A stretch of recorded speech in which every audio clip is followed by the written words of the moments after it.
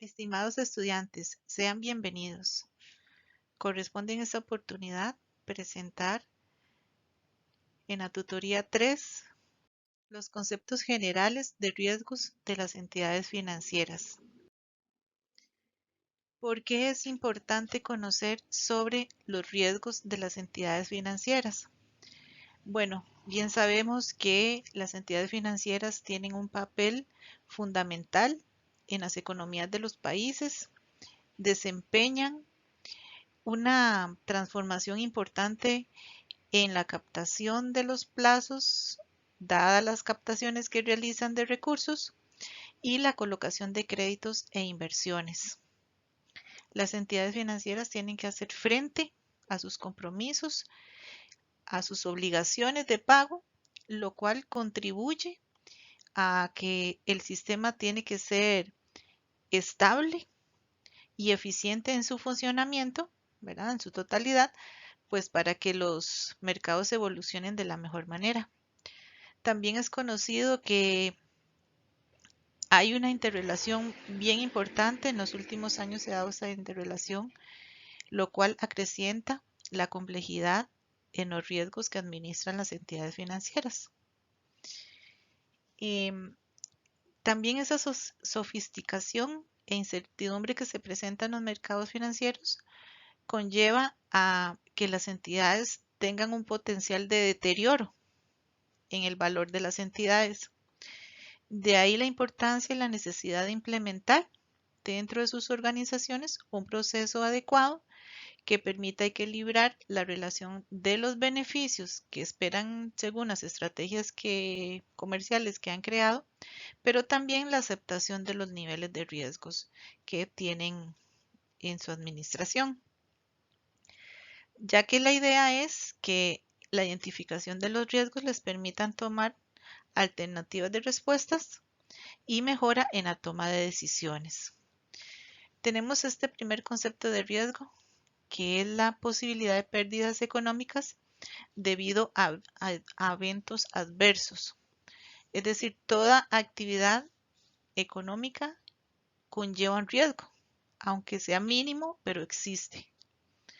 El riesgo no se puede eliminar, sí se puede gestionar, que es al final lo que hacen las entidades financieras, gestionar los riesgos. Y un riesgo no controlado pone en peligro el cumplimiento de objetivos, la estabilidad financiera de las entidades.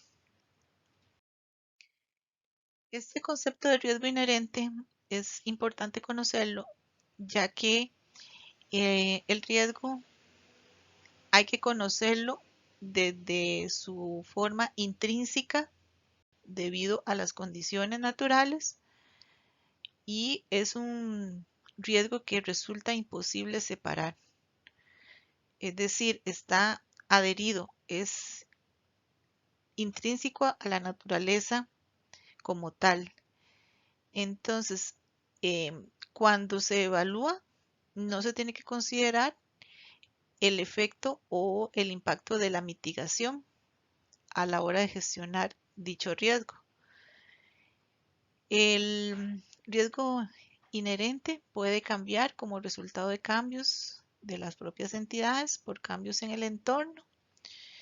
Y el análisis de los riesgos inherentes lo que permite es determinar la probabilidad de que los riesgos se visualicen o se determinen de una manera material y que tengan un impacto significativo en las entidades financieras.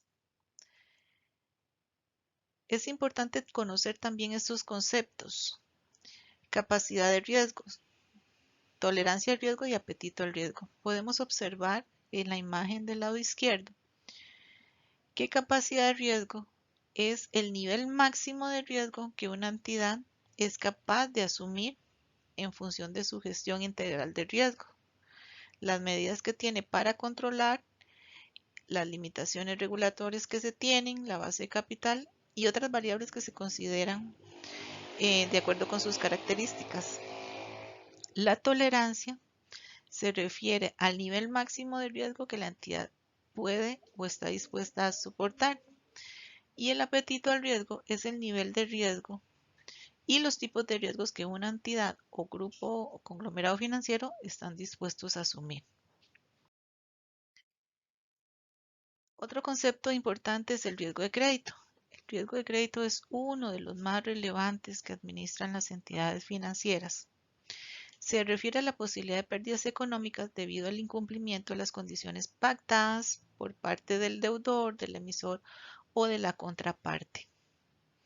Es muy importante que las entidades financieras tengan una adecuada administración de los riesgos de crédito conforme su apetito al riesgo, su perfil de riesgo y la situación macroeconómica y conforme los mercados también lo permiten.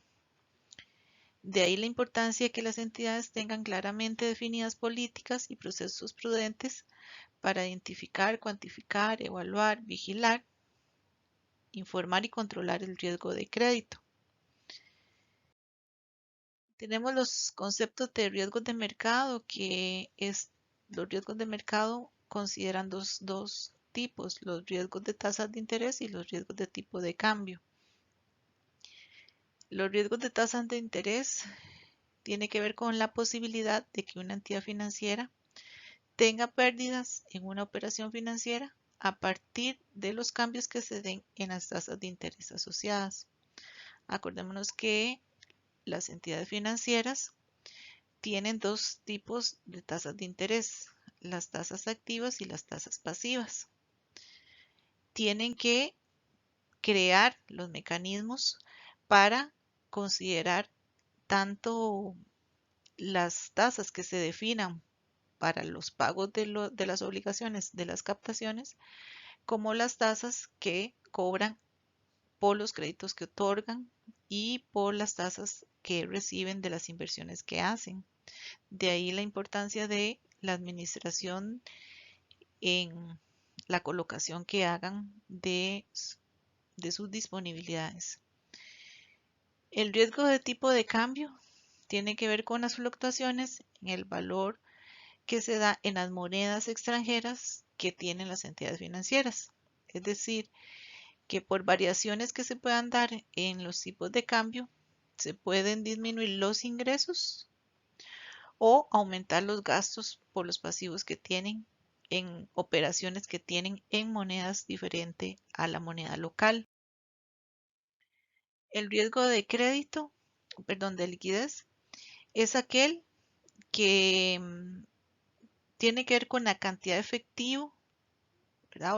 O la liquidez para mantener el negocio, hacer frente a sus obligaciones durante su funcionamiento habitual. Se define como la probabilidad de que una entidad, incluso siendo solvente, no tenga suficientes recursos líquidos para pagar sus deudas o sus obligaciones en corto plazo y que los recursos líquidos que tienen sean insuficientes, incurran en grandes costos o pérdidas por esta situación. El riesgo de concentración se relaciona con todos los tipos de negocios financieros.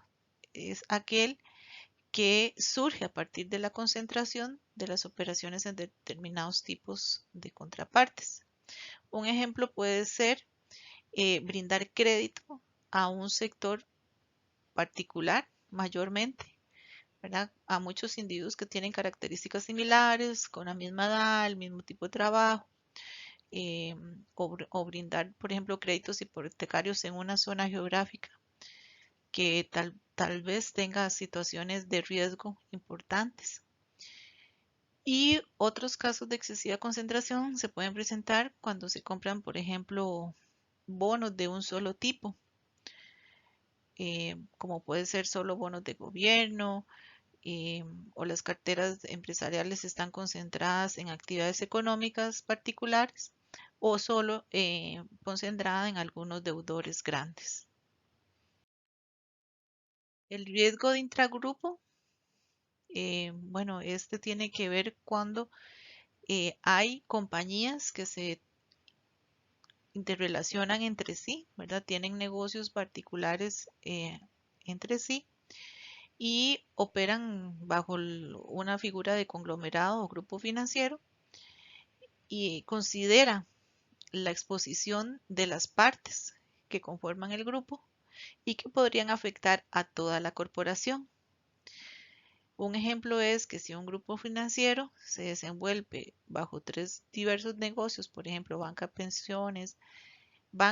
pensiones y puestos de bolsa, las acciones de una de estas entidades puede afectar a las otras entidades, exponiendo así a todo el grupo. El riesgo operativo tiene que ver con la eh, in- interrelación que se da en toda la organización, es decir, es transversal a toda la organización. Cualquier área de la entidad es generadora de potenciales riesgos operativos. Representa la posibilidad de incurrir en pérdidas financieras a partir de los fallos o carencias de procesos productivos por los recursos humanos, ¿verdad? Los funcionarios, por incumplimiento en políticas, en procesos, por falla en los sistemas, en la parte de tecnologías de información o por sucesos externos, como puede ser la delincuencia, los ciberataques, los desastres naturales. De ahí la importancia también que la gerencia y el órgano de dirección tengan un marco adecuado para gestionar los riesgos operativos, que sean idóneos, que sean robustos. El riesgo sistémico es aquel que es generado a partir de la conexión o interdependencia que existe entre los agentes que componen un sistema financiero. Por medio de este riesgo, el fallo de una de las partes puede afectar a otras, incluso puede afectar a todo el sistema financiero, ¿verdad? Es decir, la posibilidad de que a partir de la caída de una de las entidades se produzca una falla en cascada facilitada por esa interconexión que existe entre las entidades y que puede afectar a todo un sistema. El riesgo reputacional es aquel que está ligado al negocio que se puede ver afectado por su detrimento en la imagen de la compañía ante el público en general y esto puede crear un menoscabo de los objetivos comerciales, lo cual significa una caída de los niveles de la actividad comercial y por ende de pérdidas. Viene ahora sí concepto de administración integral de riesgos.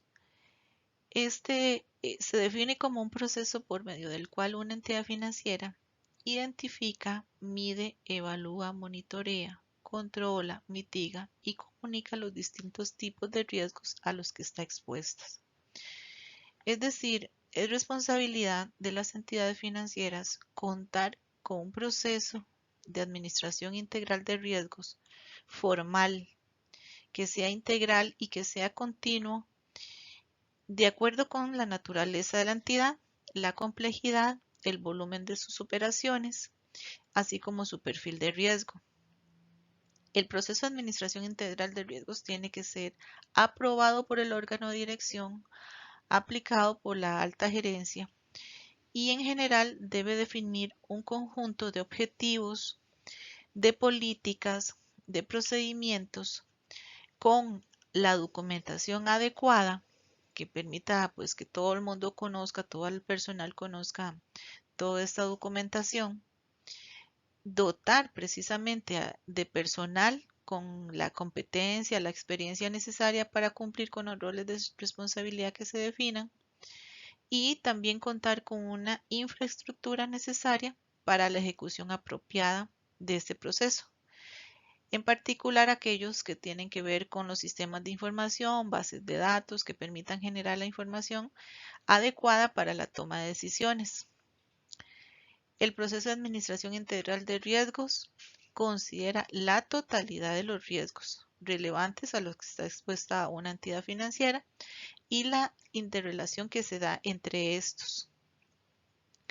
De ahí la importancia de que haya una clara definición de funciones, de responsabilidades de las personas actoras que intervienen en este proceso. La medición, mitigación y diversificación que existe en este proceso de administración integral de riesgos es básicamente el conjunto de medidas que se consideran a la hora de elaborar este plan de mitigación.